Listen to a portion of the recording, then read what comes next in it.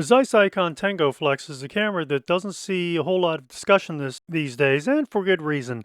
It's a fairly uncommon camera. You might even use the expression rare. I'm always hesitant to describe any camera as rare simply because rare is one of the most overused phrases when it comes to cameras and other collectibles. However, the Zeiss Ikon Tengoflex is probably edging toward that rare category. This was produced in the early 1940s, and the story is that these cameras were then shipped off to Sweden in exchange for materials to be used for the war. I've never actually seen any documentation that says that story is true. However, I've also not seen any documentation to say that it isn't true. So I think it's okay to say that that story is likely true because why would you make up such a fantastic story? The Zeiss Ikon Tengoflex is actually a very simple box camera using the infamous Frontar lens. The Frontar lens was a holdover from Gertz. Gertz was one of the camera makers that was part of the merger that formed Zeiss Ikon back in the late 1920s. Zeiss Ikon had made a series of box cameras called the Box Tengor. The Box Tengor was a Gertz product and used the Frontar lens. Following the merger, Zeiss Ikon continued production of the Box Tengor and made only a couple changes, but continued to use the Frontar lens. And that continued well into the 1950s. This is the Tengoflex, I think with the only difference being that this is a twin lens camera. It's a twin lens camera in which there is very minimal control. And so let's take a quick look at it. Well, first of all, you have your branding, Zeiss Ikon. And here's Frontar, the name of the lens. As I mentioned, I believe that I described this as an achromat. An achromat is two cemented lens elements.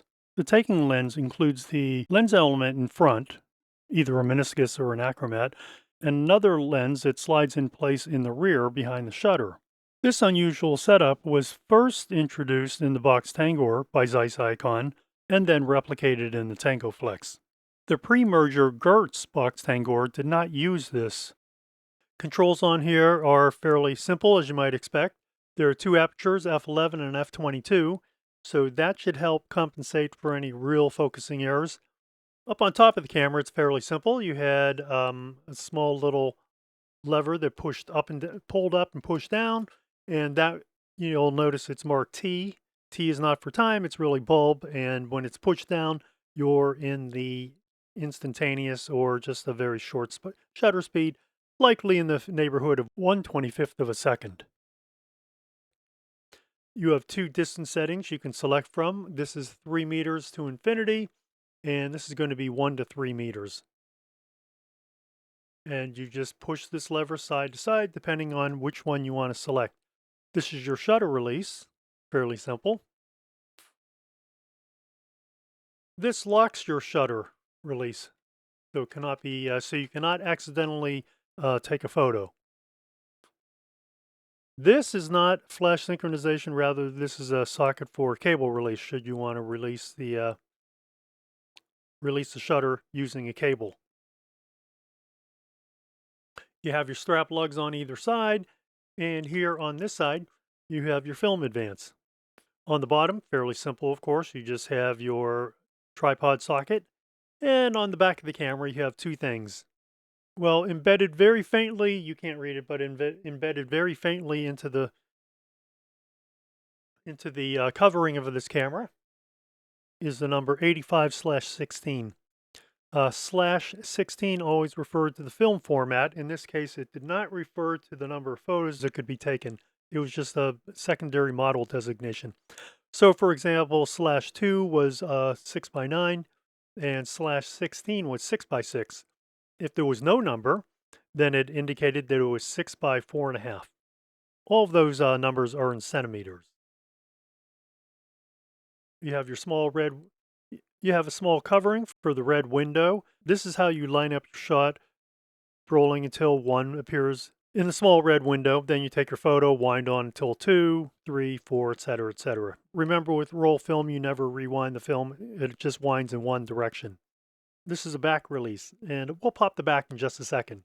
Because this is a twin lens reflex camera, although not traditionally the kind that you would think of in which, like a Rolleiflex or um, roll a cord or, traditional twin lens. Remember, it's non-focusing.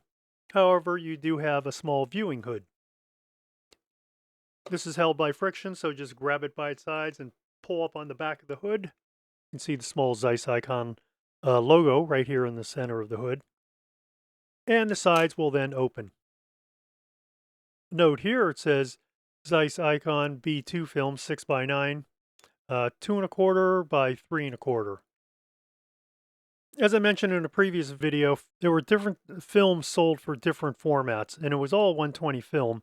It all had to do with where the frame numbers were located on the paper backing. And of course, at a certain point, Kodak and other independent filmmakers did away with that and just put multiple markings on rolls of film, eliminating the need to have a special roll of film for 6x9 and then another special roll of film for 6x6. So as you can see, there's no ground glass screen, nothing like that. It simply is a mirror. Not even really a mirror. It's a piece of polished metal with a magnifier on top. And the magnifier simply magnifies the image that you see through the viewing lens. Viewing lens, taking lens. Always the same. To collapse this, and these are just simple flaps of metal, nothing extraordinary. And to stow the hood, you simply push down on one side, push down on the other, and bring that closed. Obviously, being made in the early 1940s, this is an uncoated lens. And being uncoated, that means you're probably going to get lower contrast photos. However, as with many things today, you can compensate in either the darkroom by using a higher contrast paper, or digitally just by making some adjustments in your image editor. This also has double exposure prevention, which prevents you from taking two photos on the same frame.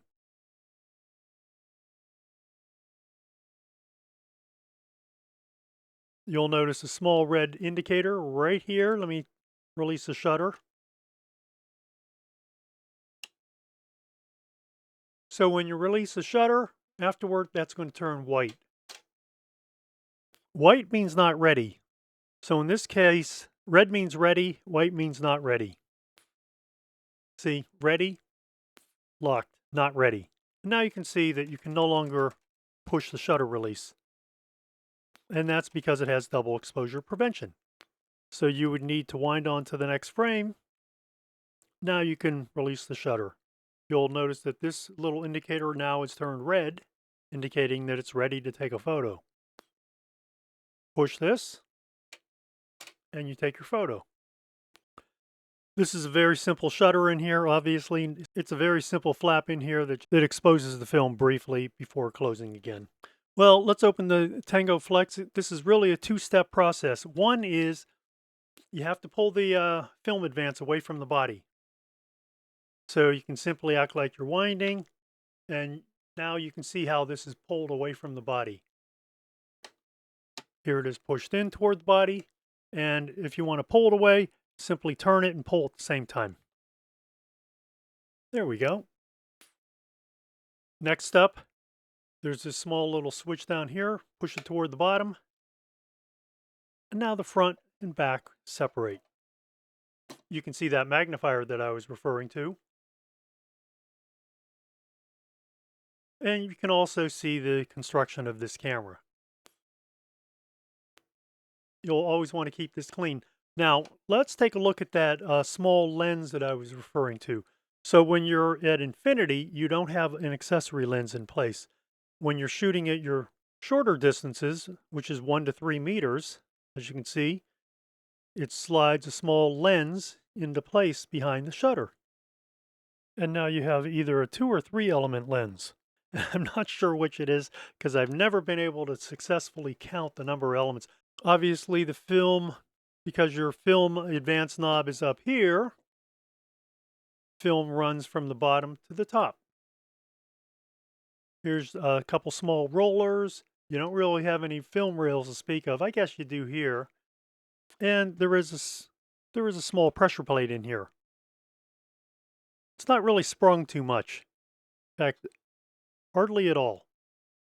the pressure plate does an adequate job of keeping film flat against the film opening. I'm not even sure you could call it the film rails. So that when you take a photo, you get a somewhat sharp photo. I don't want to say that it's outstandingly sharp. I will say it's reasonably sharp. There's a small spring in here just to hold your film in place. Well, unfortunately, I don't have a roll of film handy. I thought I did. So to load the camera, you simply put in your fresh roll of film here. You'll see that this pulls out, just spring. And so these small little posts fit inside of, they fit into the ends of the film spool. So then you take your paper leader and you run it out here. And you insert the tongue of the film right into this slot. You can start turning it, as you can see, with your left hand. Once the film leader is secure in here, what I would do is I would take the roll of film and I would tighten it up a bit. Now you can replace the back. And all you do is just slip these two halves together.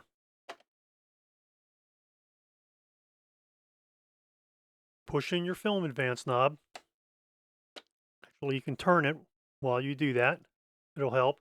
And then take this little switch and push it up toward the top of the camera.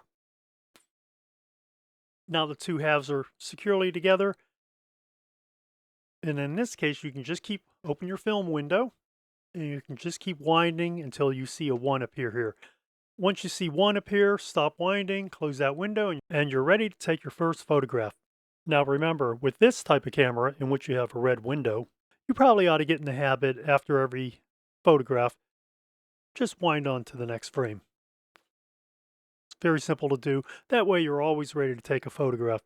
And just in case you think, well, I might press the shutter release accidentally, you could always push this switch into the locked position.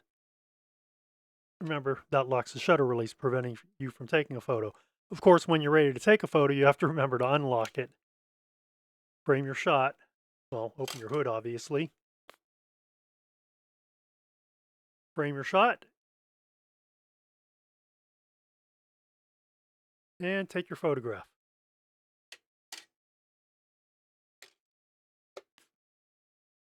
As with most cameras that have a single 1/25th of a second shutter speed, camera movement is going to be an issue at times. So just hold the camera very steady. I tend to press this against my body when I shoot with it because that way it eliminates a little bit of to and fro movement. And also by pressing it against your body, it does eliminate this, well, just all kinds of movement. This particular camera is quite worn, and you'll see how the body covering is worn away here and a lot here, a lot on the edges and the corners. I've cleaned it up a bit, but I'm not going to replace the body covering because in this case, I think it's such a unique camera that it's best left untouched. And I'm okay with it looking a bit worn. For many years, about the only place that you could find these cameras was in Europe and primarily Sweden. Of course, now that's changed when you have people like me buying these cameras. There are some in the United States and elsewhere, often selling for hundreds of dollars. It's not the most expensive box camera, but it can be pricey. So how did I like using this camera? I actually like using this camera quite a bit. I had a lot of fun with it. I think it's very simple to use. Every once in a while, it's nice to be able to shoot without having to worry about constantly checking your shutter speed and aperture, your exposure settings. You're having to focus. You simply have 2 focus settings, and that's about it. For being a fairly simple camera with a fairly simple lens, I was pretty impressed with the results of this camera. Like I said, I really enjoy using it. It's not a camera that I use often, obviously, but I do use it, and it's sort of fun. As I mentioned, every once in a while, it's okay to get away from your higher end cameras and just do something simple. Okay, so I thought I was shooting with a 100 speed film. In fact, I was shooting with a 400 speed film. But it looks, from looking at these photos, it looked like it was overcast when I shot with them. So much for my memory, right?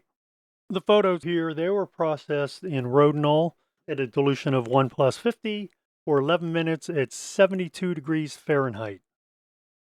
Let's take a look at the weight of the Tengoflex. Okay, so the Tengoflex weighs 1 pound, 6.3 ounces. Let's compare it with the Box Tengor. This is the 6x9 version. Ironically, or oddly enough, there were only 6x9 and 6x4.5 versions of the Box Tengor. There was never a 6x6 version of the Box Tengor.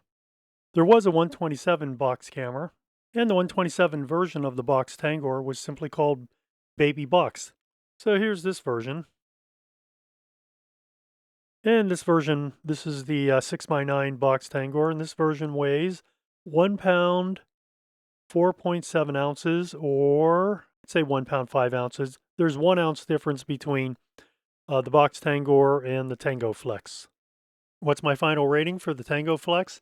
Well, I gave it an 8.7. I think for a simple box camera, the photos are pretty good. They have a somewhat unique quality to them. The uncoated lens is fairly sharp, as you might expect. It's not a stellar optic, but I think it does pretty well overall. And despite the worn covering here and there, obviously loss of paint, I believe the camera has held up pretty well overall. I've been pretty happy with this camera. As I begin to pare down my collection in the coming years, this will probably be one that I hang on to for a while. So if you're looking to change up your photography a bit and wanting to do something different, think about getting a box camera. Maybe not this box camera, but you could think about getting a box camera and free yourself from all the confines that come with traditional high-end photography, particularly single lens reflex cameras and rangefinders, and scale focus cameras. I guess you could say this is scale focus, but it's fairly simple, right? You just have your 2 settings. And that brings us to the end of this video.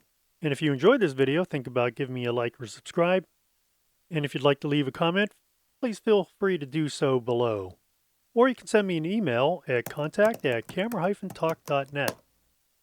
And don't forget to click on this icon in the lower right corner for more content about cameras and photography.